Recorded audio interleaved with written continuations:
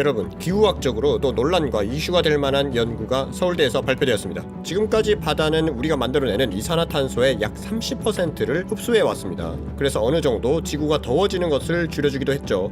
그런데 최근 연구에서 바다가 점점 이산화탄소를 흡수하는 양이 줄어들고 있어서 큰일이 예상되고 있습니다. 몇 년 뒤면 흡수를 하는 게 아니라 바다에서 다시 내뿜을 수 있다는 연구가 나와서 연구를 발표한 서울대학교 급격한 기후변화 연구센터에 왔습니다.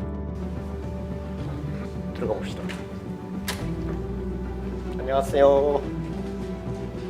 저도 예전에 듣기로 나무나 이런 숲이 이산탄소를 빨아들이고 산소를 많이 내뿜고 하면서 탄소를 많이 나무에 저장해두고 한다는 거 들었거든요. 그리고 또 바다도 그렇게 한다는 건 들었어요. 해초나 아니면 해조류 이런 것들도 탄소를 많이 흡수한 다음에 축적해두고, 이 논문을 보면은 탄소를 더 흡수하지 못하고 다시 내뿜기 시작했다 이렇게 들렸는데 그게 맞나요?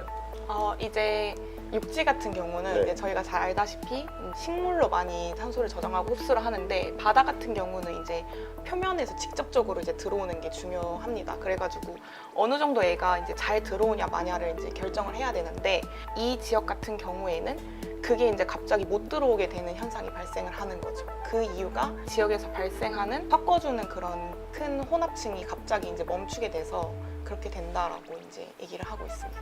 네, 바다는 지금까지 대기에서 나온 이산화탄소를 쭉 빨아들이는 거대한 빨대 역할을 해왔습니다. 그런데 북대서양의 아북극 지역, 북극과 가까운 대서양 쪽인데 이곳이 과거부터 탄소를 가장 많이 빨아들이고 있었습니다. 이 지역은 과거부터 겨울마다 바닷물이 깊게 가라앉으면서 펌프처럼 탄소를 해수 표면에서 깊은 심해로 보내왔었습니다. 그런데 지금 지구가 점점 따뜻해지면서 이 펌프가 제대로 역할을 못하고 있어요. 과거에는 1000m까지 물이 깊게 내려갔다면 지금은 200m 깊이까지밖에 못 내려가고 있습니다. 그만큼 탄소를 깊이 못 전달해주고 있다는 뜻인데, 이게 2040년도쯤부터는 아예 깊은 바다로 내려가지를 못하고 바다 표면에 그대로 머무를 가능성이 있다고 합니다. 그러면 그 탄소들도 못 내려가고 표면에 머무르다가 지구 대기로 방출되는 거겠죠. 지금 표시해둔 곳이 어디죠? 이제 이 부분이 북대서양 지역 부분인데, 그 지역에서도 이제 조금 더 고위도 지역을 이제 말을 하고 있습니다. 원래 이 지역이 지금 현재 기후에서는 되게 CO2를 잘 흡수를 해주는, 바다가 이제 CO2를 잘 먹어주는 지역인데,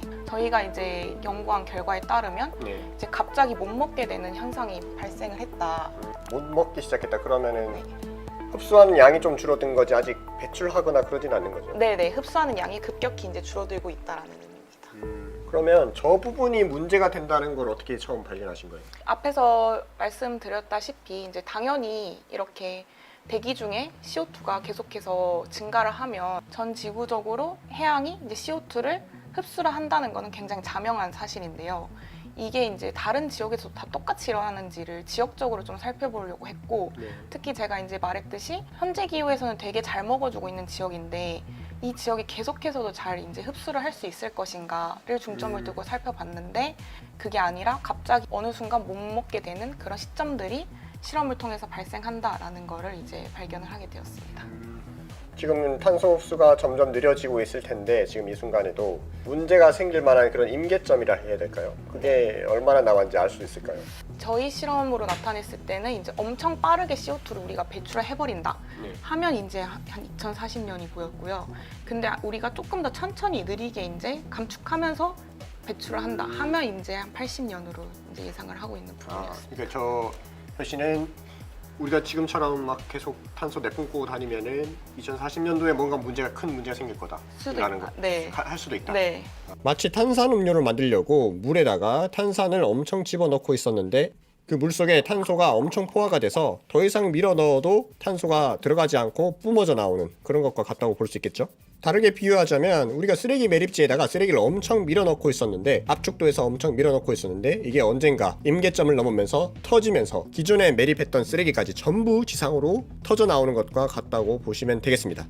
그러면 지구가 점점 더워지면서 해류 순환하는 게 예전에는 1000m까지 갔다면 지금은 200m까지만 내려가고, 그래서 탄소 흡수가 덜 된다고 들었는데 그 뜻이 정확히 어떤 거죠? 여기 표층에 머무르게 된다고 하셨는데 그게 어떤 거죠? 이게 원래 이렇게 1000m까지 계속 있다라는 의미는 계속해서 활발하게 1000m까지 섞어준다는 말인데, 그렇게 되면 이제 표층에 CO2 들어왔네? 아래로 내려주고, 그 다음에 들어왔네 내려주고 이거를 이제 잘 작동해서 그 표층에 있는 CO2를 내려줘서 저장시키고 다시 받아서 저장시킬 수 있는 그 능력이 있다는 건데 네.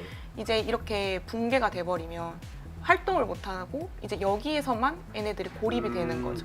그러면 이미 여기에 이미 CO2가 많이 차 있네. 그러면 이제 대기 중에서 CO2를 못 보내고 못 흡수를 시키는 그 영향이 생길 수 있다는 게. 네, 그것도 2040년을 기준으로 보고 있다. 네.